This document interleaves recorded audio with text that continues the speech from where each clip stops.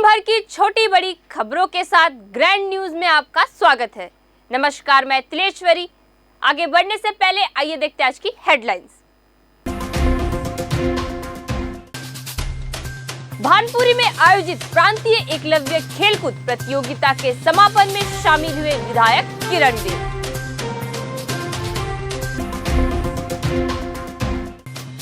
DN events के द्वारा जगदलपुर में होगा शहर का सबसे बड़ा न्यू ईयर सेलिब्रेशन होला 2024। चंदैया मेमोरियल मेथोडिस्ट एपिस्कोपल की ओर से क्रिसमस महारैली निकाली गई।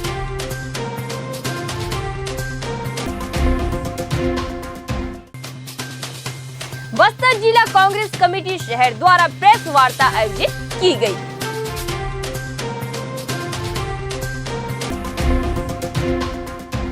अब खबरें विस्तार से। भानपुरी में चहले वनवासी विकास समिति छत्तीसगढ़ के द्वारा आयोजित प्रांतीय एकलव्य खेलकूद प्रतियोगिता के समापन सत्र में शामिल हुए भाजपा के प्रदेश प्रभारी एवं जगदलपुर के ऊर्जावान विधायक किरण देव ने प्रतियोगिता स्थल पर समस्त खिलाड़ियों एवं प्रतिभागियों का उत्साह वर्धन किया, खेल के प्रति उनके उज्जवल भविष्य की कामना की और खेल को खेल भावनाओं के साथ खेलने की प्रेरणा दी। भानपुरी में इस खेल आयोजन के समय किरण देव के साथ केशकाल विधायक नीलकंठ टेकाम, पूर्व सांसद दिनेश कश्यप एवं वनवासी विकास समिति के अध्यक्ष, उपाध्यक्ष एवं कार्यकर्तागण उपस्थित थे।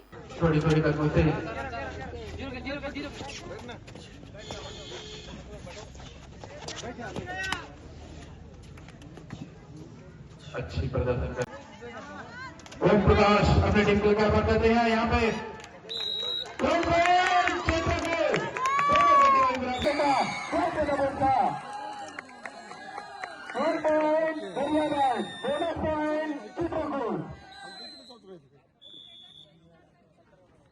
छोटी कदमों से क्या कर पाते हैं। किरण देव ने वनवासी विकास समिति को भव्य आयोजन के लिए बहुत बहुत शुभकामनाएं दी। हर वर्ष की भांति इस वर्ष भी जगदलपुर शहर में डीएन इवेंट्स के द्वारा जगदलपुर में होगा शहर का सबसे बड़ा न्यू ईयर सेलिब्रेशन होला 2024, जिसका आयोजन गुप्ता फार्म हाउस जगदलपुर में किया जा रहा है, जिसमें DJ dance, mega fireworks, bone fire, food stalls, huge stage, sound setup, high security, शानदार सेल्फी कॉर्नर, लकी ड्रॉ और ढेर सारा मनोरंजन किया जाएगा। 31 दिसंबर को शाम 7 बजे से कार्यक्रम का शुभारंभ होगा।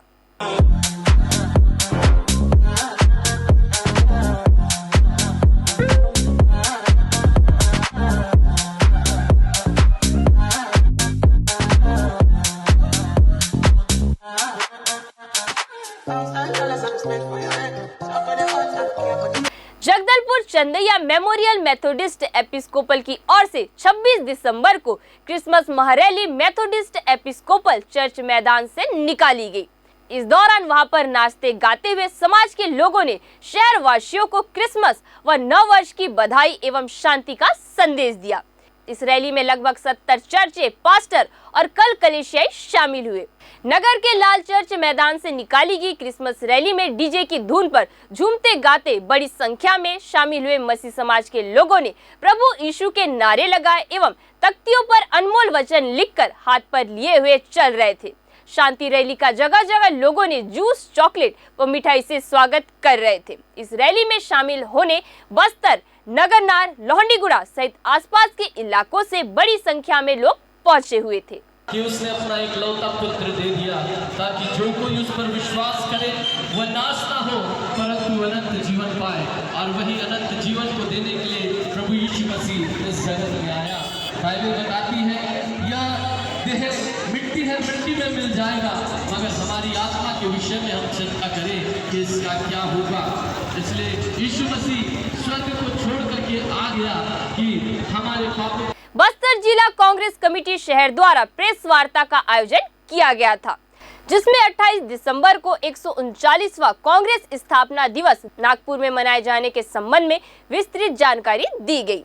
शहर अध्यक्ष सुशील मौर्य ने कहा कि देश भर से लगभग 10 लाख कांग्रेस के पदाधिकारी, कार्यकर्ता स्थापना दिवस में सम्मिलित होंगे। जिसमें छत्तीसगढ़ से 25,000 कांग्रेस के कार्यकर्ता पदाधिकारी शामिल होंगे। बस्तर से भी सैकड़ों कांग्रेसी सम्मिलित होंगे। आज पत्रवार्ता के माध्यम से हम लोगों को यह बताते हुए बड़ा हर्ष हो रहा है कि कांग्रेस पार्टी 28 दिसंबर को 139वां स्थापना दिवस मनाने नागपुर में जा रही है, जिसमें देश भर के 10 लाख हमारे कांग्रेस के सभी कार्यकर्ता, नेतागण, पदाधिकारीगण प्रदेश के कोने कोने से, देश के कोने कोने से शामिल होने जा रहे हैं। छत्तीसगढ़ से 25,000 कार्यकर्ता और बस्तर जिले से सैकड़ों कार्यकर्ता उस कार्यक्रम में शिरकत करेंगे। उस कार्यक्रम का थीम दिया गया है तैयार हम लोकसभा चुनाव 2024 के लिए, देश की आवाज़ को उठाने के लिए, देश के किसानों, मजदूरों, युवाओं की आवाज़ को कांग्रेस हमेशा उठाती रही है और उसी आवाज को हमेशा कांग्रेस पार्टी उठाती रहेगी। पत्र वार्ता में मीडिया कर्मियों के द्वारा भूपेश सरकार के हार का कारण पूछे जाने पर सुशील मौर्य ने कहा, छत्तीसगढ़ में भूपेश सरकार ने बेहतरीन काम किया था, परंतु लोगों के भरोसे पर न उतरने का कारण समझ से परे है। मीडिया की ओपिनियन पोल में कांग्रेस की सरकार स्पष्ट बनती दिखाई थी। अध्यक्ष सुशील मौर्य ने आगे कहा कि गुजरात से मंगाई ईवीएम मशीनों में गृह मंत्री अमित शाह के द्वारा गड़बड़ी कराई गई, जिससे परिणाम हमारे अनुरूप नहीं रहे। पूरा खेल ईवीएम में रचा गया। कांग्रेस पार्टी यह मांग करती है कि भाजपा लोकसभा चुनाव बैलेट पेपर से करवा ले और हमारी भ्रांतियों को समाप्त कर दे। जो भी परिणाम होगा वह सर्वमान्य होगा। विधानसभा चुनाव में भी हमारे वोट कम नहीं हुए। जो नवीन वोटर थे वो हमसे क्यों बिद के, इस पर हम लोग गंभीर चर्चा किए। कई सारे समीक्षात्मक बैठकों बिंदुओं पर चर्चा हुई और तमाम हमारे इंडिया गठबंधन के दल के लोग भी कह रहे हैं कि नरेंद्र मोदी जी और अमित शाह ने ईवीएम में गड़बड़ी करने का प्रयास किया है। यह जो रिजल्ट है किसी को पच नहीं रहा है, क्योंकि तमाम मीडिया में जो भी पहले एग्जिट पोल आ रहे थे उसमें हम आगे बढ़ते हुए दिख रहे थे और ऐसी कोई परिस्थिति थी नहीं कि जगदलपुर और पूरे क्षेत्रों में हमारे नेता चुनाव हारे। पर कहीं ना कहीं बीजेपी ने इस पूरे चुनाव को हराकर अमित शाह यहाँ उच्च अधिकारियों के साथ ईवीएम के साथ छेड़खानी किया है। जो ईवीएम आए थे गुजरात से ईवीएम आए हुए थे और इन ईवीएम से जो भी आज तक गुजरात से जितने ईवीएम मशीनें आई हैं आज तक वहाँ पर कोई चुनाव नहीं जीता है। तो कहीं ना कहीं ईवीएम पर एक हमारा सवाल है। हम चाहते हैं कि ईवीएम को बंद होना चाहिए। बीजेपी कई सारे नेता कहते हैं कि ईवीएम, कांग्रेस हारने के बाद ईवीएम का रोना रोती है। तो हमारा एक ही कहना है कि ईवीएम को बैन करके आप बैलेट पेपर से चुनाव करवाइए। कांग्रेस की जो मानसिकता है उसको दूर कर दीजिए। जो भी बैलेट पेपर से जो भी परिणाम आएंगे वो सबको स्वीकार्य होगा। जापान, जर्मनी, तमाम जो बड़े विकसित देश है वहाँ पर ईवीएम बैन है, पर हिंदुस्तान में वीवीपैट के माध्यम से जो वोटिंग हो रही है, छोटा सा क्या बोलते हैं मिनी कंप्यूटर है, कहीं ना कहीं छेड़खानी हो सकता है। इसको लेकर हमारा एक विरोध है। हम लोग का समीक्षात्मक बैठक था। 5 सालों में जो हमारे सरकार ने काम किया, बहुत अच्छा काम किया। कई जगह हमारे कार्यकर्ता अपनी इस बातों को लेकर, समस्याओं को लेकर बात कर रहे थे। तो आंतरिक मामला हो तो हमेशा चलते रहता है, क्योंकि 5 सालों में बेहतर काम करने के बावजूद हमारी सरकार नहीं आई। इसको लेकर हमारे कार्यकर्ताओं में काफी रोष है, दुख है कि 5 साल में जितना कांग्रेस पार्टी ने बेहतर काम किया हर समाज के लिए, चाहे जगदलपुर का सौंदर्यीकरण हो, दलपत सागर का हो, चाहे धर्मपुरा गिदम रोड हो, खेलों का मैदान को उन्नयन हो, गाँव में देवगुड़ियों का जीर्णोद्धार, हर समाज को सामाजिक भवन, पैसे देने का काम, आत्मानंद स्कूल खुलने का काम, हर प्रकार से विकास की बयार हमारी पार्टी ने भाई। इसके बावजूद वोट क्यों नहीं मिले, इस बात को लेकर हमारे कांग्रेस के कई कार्यकर्ताओं में रोष है कि कहीं ईवीएम का तो गड़बड़ी नहीं है कि क्यों हमको वोट नहीं।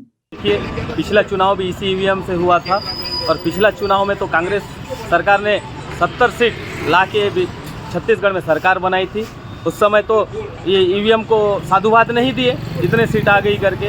आज इनकी सरकार गई, सत्ता से जनता ने इनको उखाड़ फेंका।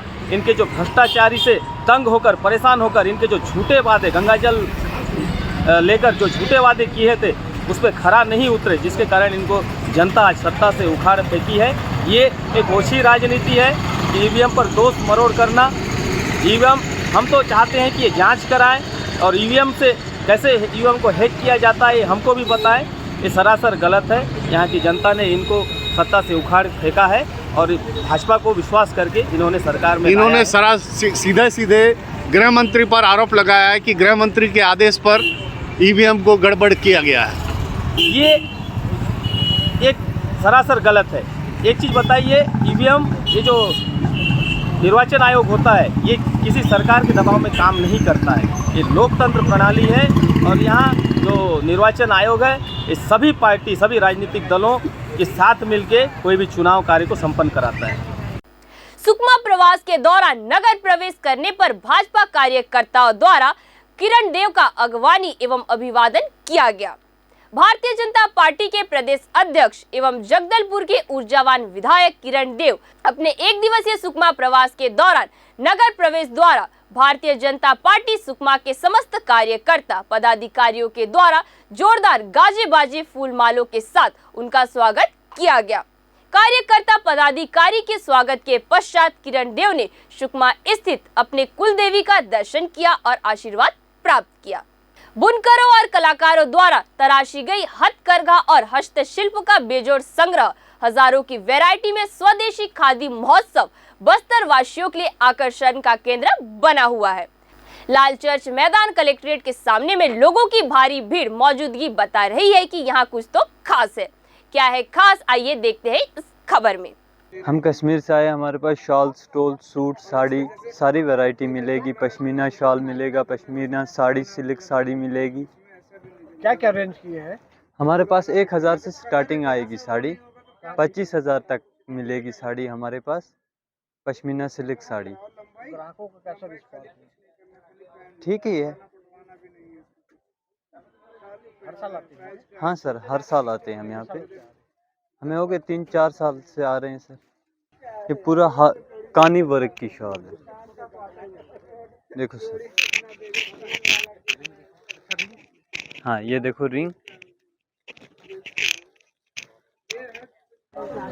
जी बताइए। खादी ग्राम उद्योग उत्तराखंड से हम लोग आए हुए हैं यहाँ पे। बस्तर स्पेशली वहाँ से वो करके लगाया गया है कि ताकि यहाँ पे सेल वोल इसका खादी कपड़े का रिस्पांस वगैरह बढ़िया मिल रहा है। अभी के उलन भी चल रहे हैं यहाँ पे और खादी के भी चल रहे हैं, दोनों के रिस्पांस बढ़िया मिल रहे हैं। और वहाँ से स्पेशली भेजा गया है। ये खादी का शर्ट है जो होलसेल में मिल रहा है, ये 250-300 के रेट में दिया जा रहा है। कुर्ते भी हैं, लॉन्ग कुर्ते, जैकेट भी है, उलन के जैकेट भी आए हुए हैं। हर चीज़ पे विशेष करके डिस्काउंट दिया गया है और हर चीज़ का एकदम बढ़िया से मिल रहा है। और दूर दूर से अलग अलग जगहों से वैरायटी अवेलेबल करके यहाँ पे इकट्ठा करके बेचा जा रहा है।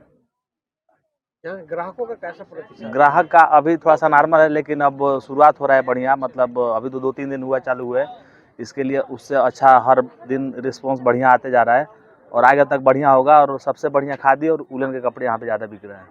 तो शॉपिंग करने के लिए आए थे बस। ये कहाँ पे आए हुए हैं और क्या यहाँ किस तरह से सामान मिल रहे हैं, कितने सस्ते मिल रहे हैं क्या? सामान का रेट तो ठीक है और रिस्पांस भी अच्छा है ग्राहकों का। क्या लगता है इस तरह का मेला हमेशा लगना चाहिए, हर साल होते रहना चाहिए मेला?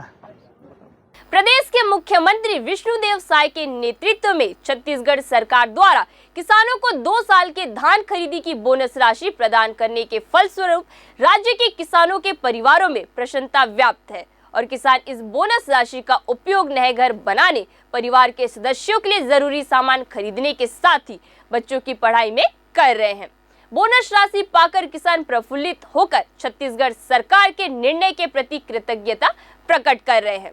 बस्तर जिले के जगदलपुर तहसील अंतर्गत बिलौरी निवासी किसान दशाराम चालकी को सुशासन दिवस पर जब 69,000 रुपए बोनस राशि मिली तो वे प्रसन्नता व्यक्त करते हुए कहा कि अब उनका नया घर बनने का सपना पूरा हो जाएगा। वहीं सरगीपाल निवासी किसान कमलोचन ने 14,000 रुपए बोनस राशि मिलने पर इसे घर के उपयोग हेतु खर्च करने की बात कही और राज्य सरकार को धन्यवाद दिया।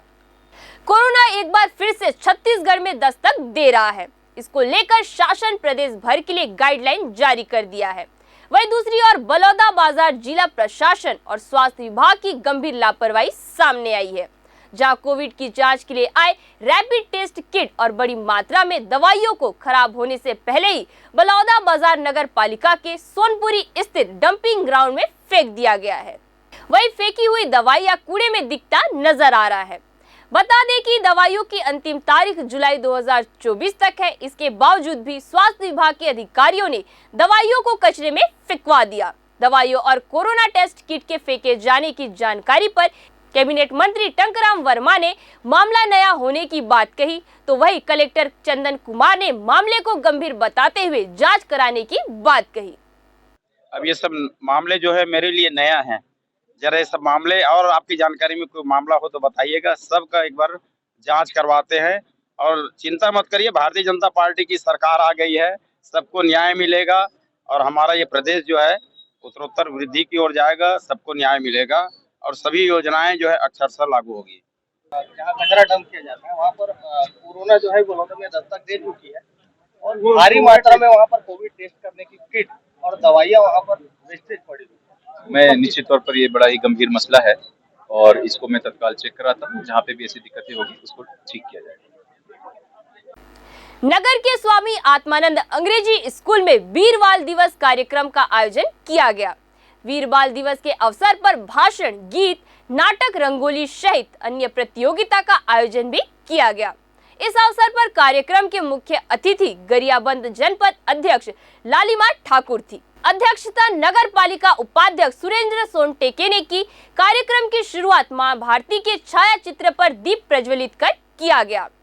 कार्यक्रम में नगर पालिका उपाध्यक्ष सुरेंद्र सोनटेके ने दोनों वीर बच्चों को नमन करते हुए कहा कि देश सदियों तक उनके बलिदान को याद रखेगा। बाल्यकाल में भी अपने धर्म के रक्षा के लिए उन्होंने झुकने के बजाय मरना पसंद कर अपने वीरता का परिचय दिया। देश के हर बच्चे में ऐसा जज्बा होना चाहिए।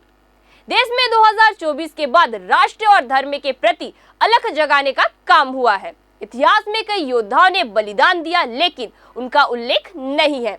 नरेंद्र मोदी ने उन्हें जीवंत कराने का प्रयास किया है। वही कार्यक्रम में ऐसा पल भी आया जब कार्यक्रम में शिक्षिका इंद्रप्रीत कुकरेजा ने वीर बाल दिवस पर गुरु गोविंद सिंह के बलिदान और उनके सुपुत्रों की शहादत की गाथा बच्चों के बीच संबोधित करते हुए उनके आंखों में आंसू झलक आए, पर उनका संबोधन रुका नहीं। वे उन वीरों की गाथा सुनाते रहे। उन्होंने बतलाया कि यह दिन समर्पित है गुरु गोविंद सिंह के साहबजादों को। इन्होंने धर्म के लिए खुद को बलिदान कर दिया, लेकिन बर्बर मुगलों के सामने घुटने नहीं टेके। गुरु गोविंद सिंह के बेटों फतेह सिंह और जोरावर सिंह को मुगलिया फौज के सेनापति वजीर खान ने दीवार में जिंदा चुनवा दिया था, लेकिन उनके मुंह से उफ तक नहीं निकली। उनकी गाथा बच्चों के बीच संबोधित करते हुए उनकी आंखों से आंसू झलक आए, पर उनका उद्बोधन नहीं रुका। वे उन वीरों की गाथा सुनाते रहे। आप सभी को मालूम है कि आज हम लोग वीर बाल दिवस मनाने के लिए यहाँ पर एकत्र हुए हैं। तो वीर बाल दिवस क्या है, इसके बारे में मैं आपको बताना चाहती हूँ कि हमारे सरबंश दानी श्री गुरु गोविंद सिंह जी के ने अपने सरबंश का इस पूरे सप्ताह में दान कर दिया, उनका बलिदान कर दिया।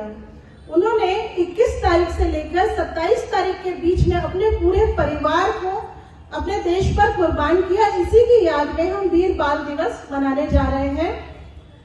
तो गुरु गोविंद सिंह जी जो थे वो हमारे दशम गुरु थे। आज हम सब यहाँ पे वो दो वीर बालकों का गाथा को याद करने के लिए उपस्थित हुए थे।